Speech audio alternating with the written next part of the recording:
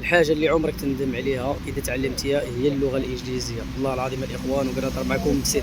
اللغة الإنجليزية إذا تعلمتيها غادي تفتح لك بزاف ديال الآفاق، وغادي تفتح لك بزاف ديال البيبان في وجهك، وتخليك تتعلم بزاف ديال المهارات، سواء في المونتاج، سواء في التجارة الإلكترونية، سواء في التصميم، سواء في أي حاجة. المهم اللغة الإنجليزية عندها آفاق كبيرة صراحة بربي.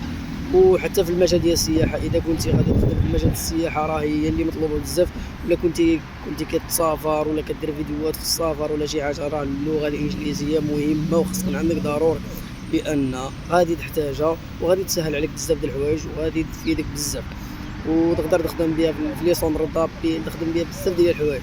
المهم اللغه الانجليزيه الاخوان تعلموها كنصيحه، ما عمركم غادي تندموا عليها. يعني عاد تجي واحد الوقت غادي تحتاجها، لانها هي واحد اللغه، ولات اللغه عالميه، هي اللغه ديال التسويق. يعني كما كتشوفوا جميع المنشورات ديال البيع والشراء ديال التجاره شي حاجه كيكونوا باللغه الانجليزيه، لانها هي واحد الحاجه ولات قويه بزاف في الحياه اليوميه ديال الانسان، فهمت؟ يعني اي منشور كيطلع لك اللغه الانجليزيه، اي سيت كيطلع لك اللغه الانجليزيه. تجي دير اي كوميرس غيطلع لك كلشي باللونجلي، تجي دير المونتاج يطلع لك كلشي باللونجلي.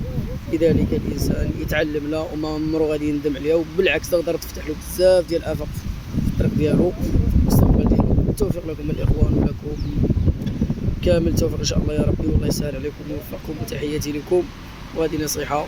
السلام عليكم.